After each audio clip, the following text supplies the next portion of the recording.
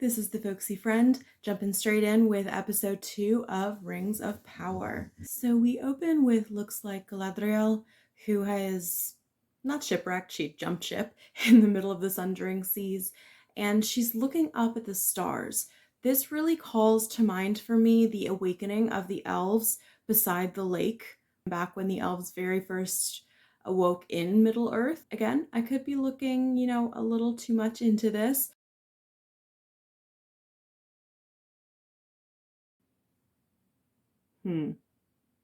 Interesting that we go straight from that shot where I think they're referencing the awakening of the elves in the twilight of the world straight to Meteor Man.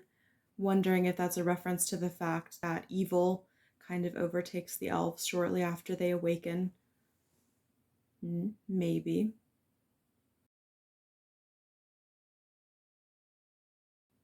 The fact that the fire is not hot is a concern because that is typically associated with the darker forces. It calls to mind when Frodo first holds the One Ring after Gandalf takes it out of the fire and reminds him it's quite cool.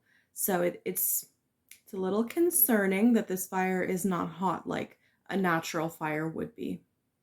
Also, just want to remind you all that Sauron is a fire spirit. So it's interesting that we're seeing so much fire around Meteor Man. First of all, the fire coming in towards him doesn't give me good vibes. These shots of them staring at each other, I don't know if it's just me, but Nori's eyes really remind me of Elijah Wood's eyes, Frodo from the original trilogy movies, those big blue eyes. And I'm wondering if that is a kind of reference to that big worried stare he gives when the eye of Sauron is on him. Maybe.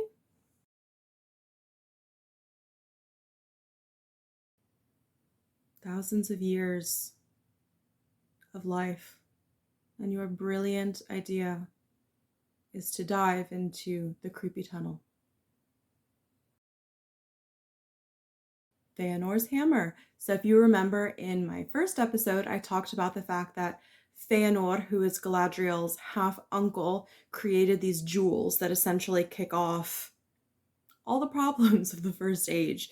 And this evidently is the hammer he used to forge those jewels, the Silmarils. Fun fact, if you didn't know, the jewels were actually made to encompass the light of the trees of Valinor, and Feanor came up with the idea to create the Silmarils after looking at Galadriel's hair. He asked her for a strand. He asked her 3 times for a strand of her hair, which is creepy because he's her uncle. But she refuses him, which is why it's so funny later that she gives Gimli, this dwarf that she doesn't even know, 3 strands of her hair. It's funny. But he sees her hair, the beauty of the silver and the gold. She's the only one apparently who has this magic special elf hair that reflects the light of the trees. And when he is denied, that's part of the inspiration that leads him to create the Silmarils. This is an interesting thing we're getting from Celeborn. He's kind of showing a side of greed and pride.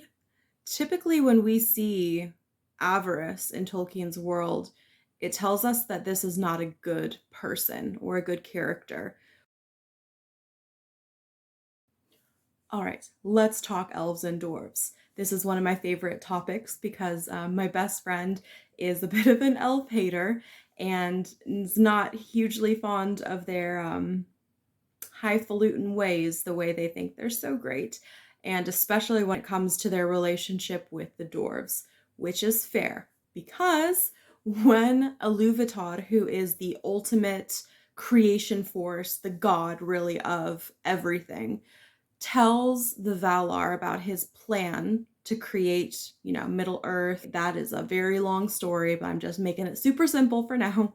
He tells them about this plan, and he kind of has humans and elves already in the world, and they're just sleeping, and they're going to kind of wake up when it's time. However, Aule, who is the god of smithing And I'm making this a little more simple than it actually is in the lore, but to keep it nice and easy to kind of understand in terms of a general pantheon of gods, he is the god of smithing and stonecraft especially. He gets a little impatient to create life, and he actually creates the dwarves. And it's unfortunate because in Tolkien's depiction of how the dwarves are created, Aule is not able to create perfect life because he is not a creation god. He creates these kind of little creatures that are mindless and don't really have souls of their own. But there you have it. That's how it was written. Illuvatar tells Aule that he will give the dwarves life, essentially. And he tells him this right as Aule is actually about to kill them. And that's pretty awful. But he says, no, don't worry. Don't destroy your creations. I will give them spirits and minds of their own. But they are not going to be in the world until my perfect creatures, the elves, are first. And not only that, but later, when Aule kind of goes home to his wife, Yavanna, who is the goddess of nature, essentially, she's like, I know about the dwarves. Why didn't you tell me you were doing this? And he had his excuses, but she tells him, because you hid this from me, your creations that you did behind my back are going to forever be at odds with the natural world, with things that grow and flourish in the light. And in time, once the elves awaken in Middle-earth, the dwarves awaken after that. And what is especially messed up is that after most of the elves have gone to Valinor, there are still some elves around in Middle-earth. They come across the very first dwarves, like the ancestors of the dwarves, and the elves hunt them for sport. Like the dwarves are animals. And obviously, it causes a lot of problems and a rift between the species for a very, very long time. Much, much, much later, they do have a better relationship with the elves that came back from Valinor, like Galadriel herself and Elrond. They have a good relationship. They travel through Khazad-dûm all the time. They use it to get through the mountains. They also have a good relationship with Galadriel's daughter, Celebrian. But what is interesting and kind of harkens to what I was talking about is the fact that Celeborn, who is Galadriel's husband, who we have not seen in the show, and honestly, I'm thinking we're not going to see him. They should be married at this point, but yeah, the show's an adaptation. It's fine. But what's interesting is that he actually is a Sindarin elf. He never went to Valinor. He was always in Middle-earth. And he actually refuses to go through Khazad-dûm. He has this like superiority complex that a lot of the elves that stayed in Middle-earth have towards the dwarves. But what we do need to know is that there is this kind of mistrust with a lot of the elves and the dwarves, and it's only a few elves really that have the true trust of the dwarves, like Elrond, like Galadriel. In the Silmarillion, Celebrimbor actually does have a lot of trust with them, and they learn a lot from each other. So we're going to have to see kind of how they choose to do this in the show. Fun fact about the dwarven helmets, they are known to be so terrifying that they would make people... My dog is drinking water. I'm sure you can hear it. She's done. The masks were so terrifying, they would make the dwarves' enemies flee before them. So I love that we get to see them here. The reason why the king and his son and every dwarven king and prince in that lineage would be called Durin is because the dwarves actually believe that each king is a reincarnation of their first great king, Durin, which is very interesting. It's not like the elves or the humans. So it's obvious that Meteor Man has magic, clearly, And I'm thinking he's definitely a Maiar, which is one of the minor gods. Gandalf is a Maiar, so is Sauron. I'm wondering if he's one of the 5 wizards. Potentially Gandalf, given the Harfoot connection, or if he is Sauron. There's a lot of clues and indications that he's evil, but we have seen times where Gandalf does use kind of a darker side to his magic, and clearly Saruman turned out to be not a good apple. So it's hard to tell right now.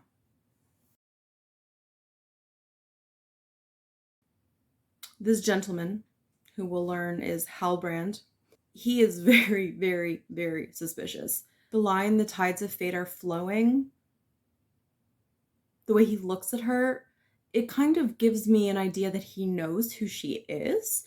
It's possible that it's not nefarious, that if he has seen her around because she's as old as dirt, then he might remember her from something. But it's also possible that he is a more nefarious character. Although Tolkien does not explicitly say that there are sea monsters and sea creatures, there is a reference in one of his writings, I believe it was a letter, correct me if I'm wrong, he does mention that there are creatures in the sea. Regardless, this is probably one of the nameless things that were created when the world was being sung into existence. Well, that's a very complicated story. The blueprint was sung into existence, and during that time, Morgoth, the enemy, added his own little rock opera in the Song of Creation, and that discord created creatures that are just kind of in the world. And I think it is possible that this sea monster is one of those nameless things that is kind of left over from the great evil of Morgoth that's just hanging out in Middle-earth. So although Elrond and Durin clearly have a close relationship, where they did, the difference between the elves and the dwarves is very apparent in this scene. 20 years really is nothing to an elf. They're truly immortal. They will live forever unless they're killed. And seeing the difference between the kind of aloof coolness of Elrond, who is known to be very lively and passionate for an elf, so to see that against Durin's kind of boisterous, awesome personality, it really does throw into sharp relief just how different these people are, these species are. The reference to the feathery shirt, and I think the reason he wears it is a reference to his mother, Elwing. His mother actually carried a Silmaril across the ocean to her husband, Elrond's father, while she was in the form of a bird. I think that's definitely or kind of a reminder of his mom to have the feathers on his shirt. I'm not sure what the bird is referencing. Let me know what you think.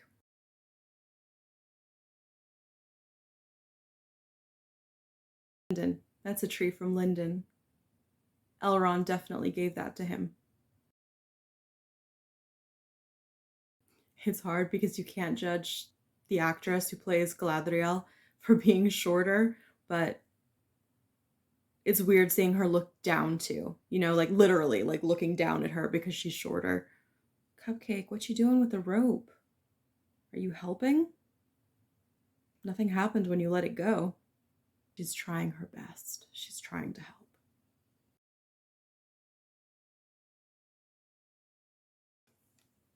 So I had to look this up, what Ure Mana meant, because I didn't know. Ure in Quenya means fire, and Mana is kind of a questioning word.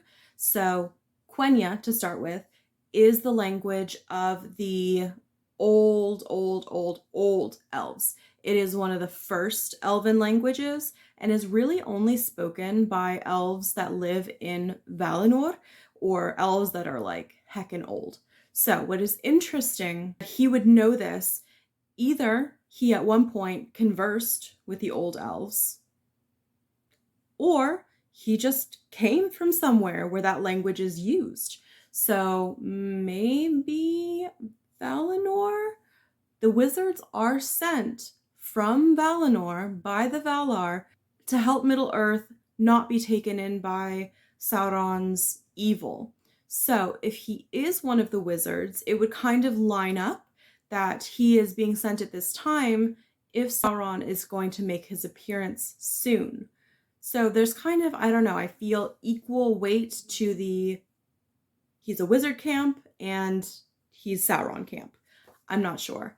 But specifically to mention fire, to be saying something along the lines of where is the fire, or another translation I saw was blessed fire, which reminds me of the imperishable flame that was used to create the Valar and Middle-earth. I wonder if he is asking where the meteor touched down, or if he's trying to find some kind of special fire, or he's just trying to get across the idea that he needs to find some sort of imperishable flame.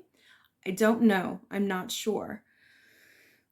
He's a tricky one, Meteor Man. I know we're all playing the fun game of who's Sauron, so it's an interesting thing with him. Eee, no, not the only elfy elf. I'm really liking Bronwyn's character. All of the original characters so far, I really like. Oh, nope. You turn around and walk your happy butt out of that house. Yes, let's yell down the hole.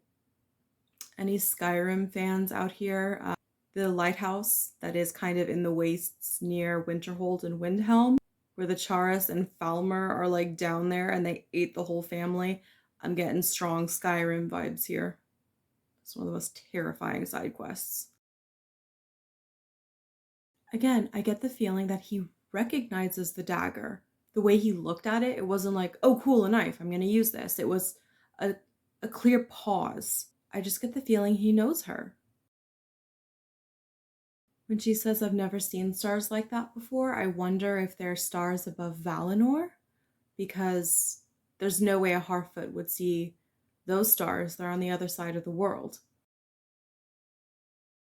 Any magic that kills living creatures feels dark.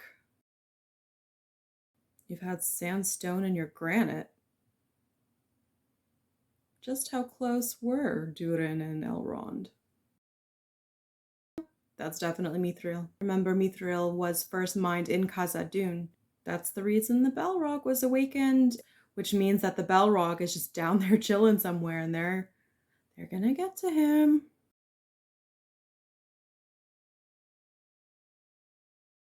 There's no way that Sauron Morgoth would have just given fancy swords like that to every human that fought with them. That's got to be special. Well, clearly, I mean, we already knew the sword was evil, but if there were any doubts, there you go, it's evil. It really is feeling like a Morgul blade. And if I'm honest, I'm not sure when those are created, so maybe it is. Judging by the cape alone, that is a Númenórean. And I suppose we're finally going to get there next episode, and then I'll go over kind of the history of Númenor, how that was all created. I think I mentioned it in my past episode very briefly. I'll get more in depth into it. Overall thoughts, love the dwarves. Oh, I love them. I always do. I am not sure of the motivation of the elves, Gil-galad and Celebrimbor. There's just something going on there. There definitely is. And Elrond seems to be unaware of it. Galadriel, a little better this time, and in terms of Meteor Man, just don't know. It could go either way. He could be a wizard. He could be Sauron. None of the above. Wouldn't that just be great if Amazon's pulling a great big funny on us and he's actually something entirely different? But I am pretty confident in saying that he is a Maiar, that he is one of those lesser gods that's been sent over for some reason.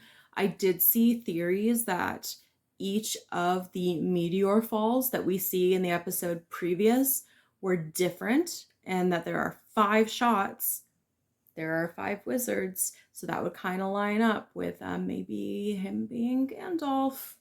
I would love that if they do it right. But then, who's Sauron? It's the number one question, isn't it? Let me know anything you want to correct me on, things I didn't notice, in the comment section below, and I'll be back soon with episode 3. Thanks for hanging out with me, the folksy friend.